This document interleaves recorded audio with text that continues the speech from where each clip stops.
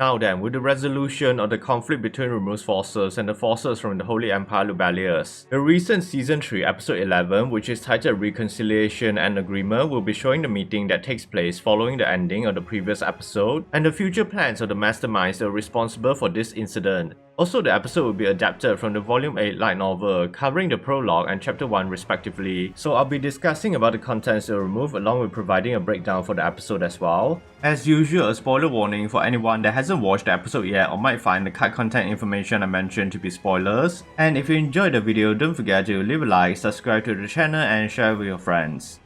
To start things off, the episode begins with a meeting between Granbell Rosso and Damrada. But prior to this, it was actually revealed in the light novel that Damrada was on his way to the Tempest Federation to make contact with Rimuru Tempest. But having heard the news that Rimuru made peace with Hinata, he decided to visit Granbell instead because he knew that Hinata would recognize him if he enters Tempest.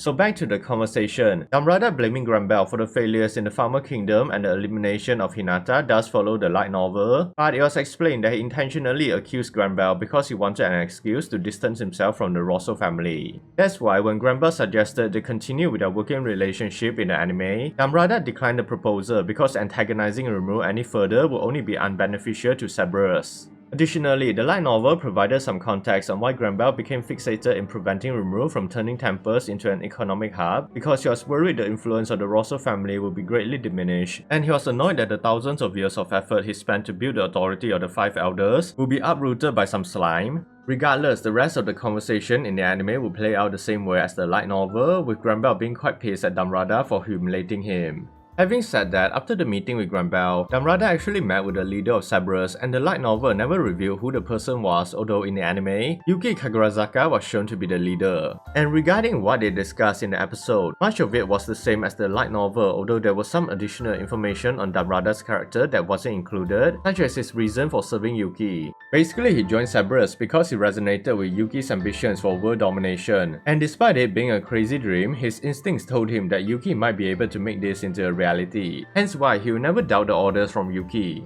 Furthermore, when they're discussing about choosing a replacement for Damrada in the Western nations, the light novel provided a brief mention on the other two bosses within Cerberus, with Misha the lover, the one who will be replacing Damrada, and Vega the power, a volatile and violent person with no reason, who only takes direct orders from Yuki. That said, the preceding conversation Damrada had with Yuki about dismantling their slave trade business would happen according to the light novel, so after Damrada left, Kigali entered the room. But again, not much can be said about their conversation in the anime since there wasn't anything that was removed. Also, it's worth noting that the person they are talking about is actually Masaki Honjo, which we'll likely see appearing in the next few episodes. Moving on to the Tempest Federation, Rimuru will be having a meeting between his forces and the Holy Knights in order to determine the future of both parties. Also, it seems that the anime did remove the entire hot spring bath and banquet sequences involving the Holy Knights, so if you're interested in learning about the contents that were taken out, be sure to check out my cut content video for episode 10 by clicking the top right corner or the links in the description box down below. Now, in regards to the meeting, they first went over the testimonies from Hinata's side and she explained the reason the Western Holy Church decided to target Tempest, which causes Rimuru to briefly lose control of his emotions. Hinata then revealed that most of the information she acquired about Rimuru were from the Eastern merchants, so everyone agreed they seemed to be the main culprits, but Rimuru would be reminded of the law that Clement had mentioned during Walpurgis, hinting at the possibility that another person or group was in play aside from the Eastern merchants. That's why he suspected that one of the 7 Celestial Sages might be involved in the anime, which annoyed Luminous, but Louis does acknowledge this point being a possibility. On a side note, it was hilarious how the anime adapted the part where Louis mentions Luminous's love energy, and her explanation on the way the ritual works in anime will happen accordingly to the light novel.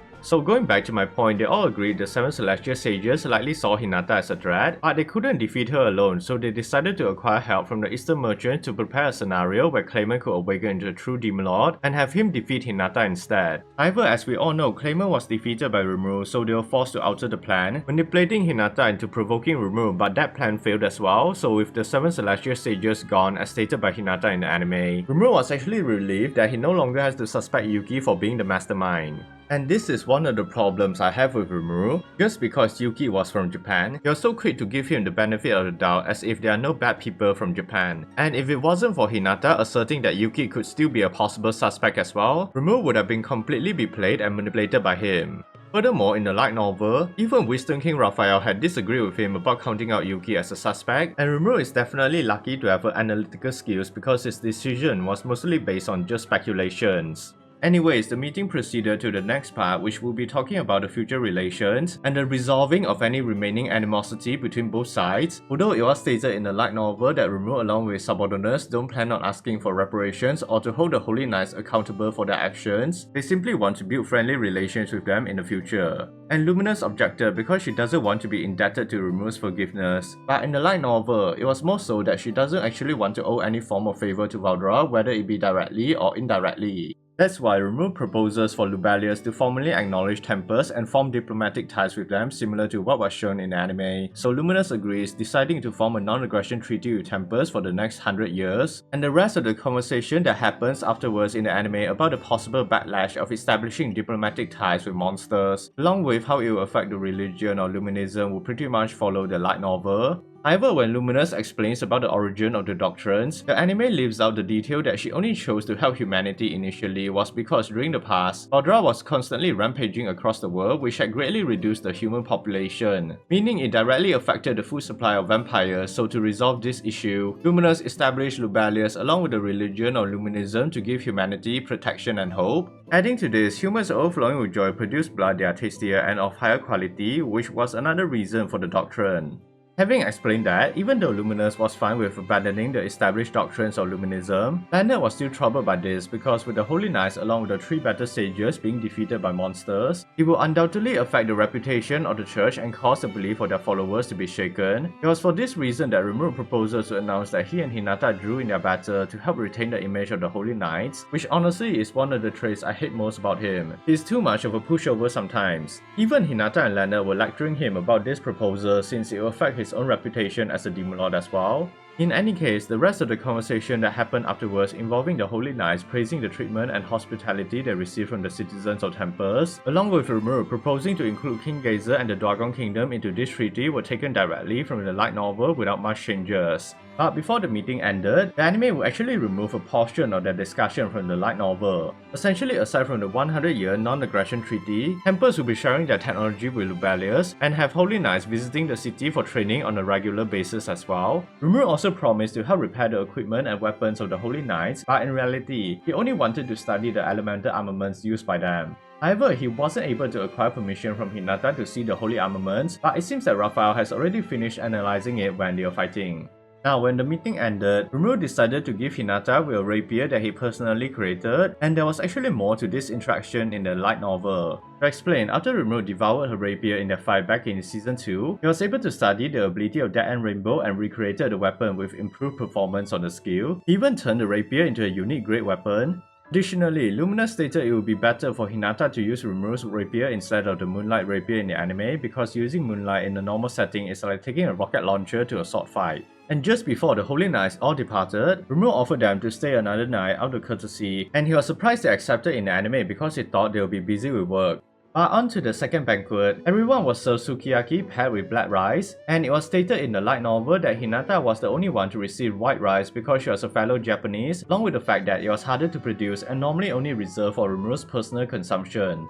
Also, it was revealed in the light novel that Rimuru was able to develop black rice by infusing grains with highly concentrated liquid magicals formed in the Silk Cave, so it has very high nutritional value and can even replenish a person's magical levels. And because of this, it was dangerous for non-magical creatures like humans since it might cause magical poisoning, but thanks to the resistance of the Holy Knights, they were able to consume the black rice.